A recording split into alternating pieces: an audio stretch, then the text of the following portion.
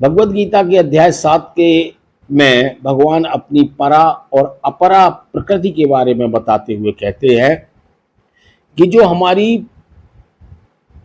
निम्न प्रकृति है, अपरा प्रकृति है, उसके 8 तत्व हैं।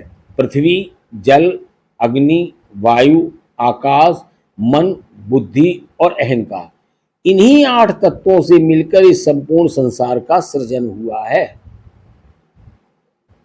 और परमात्मा के त्रिगुणों की यानी सत्वरज तम की शक्ति है।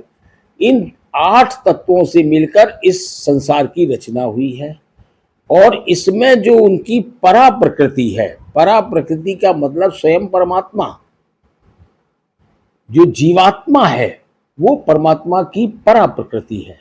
वो जीवात्मा इन 8 तत्वों को धारण करती है जिससे इसमें जीवन होता है।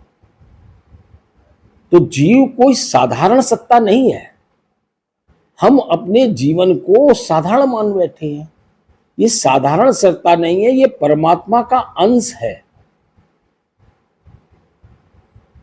और इससे हमें समझना चाहिए कि हमें परमात्मा के इस अंश का सम्मान रखना है और इसके दायित्व का बोध भी हमें होना चाहिए कि हमें जीवन किस लिए परमात्मा ने दिया है। परमात्मा ने हमें ये जीवन दिया है कि इस त्रिगुणात्मक माया से परे जाकर परमात्मा को प्राप्त करना। तो हर जीव का ये धर्म है, यही उसका स्वाभाविक धर्म है कि वो इस सृष्टि में, इस संसार में फंसे नहीं, बल्कि सच्चे सद्गुरु की शरण लेकर उनके बल से इस त्रिगुणात्मक माया को पार करके परमात्मा में लीन हो और जन्म मृत्यु के चक्र से सदैव के लिए छुटकारा पाए।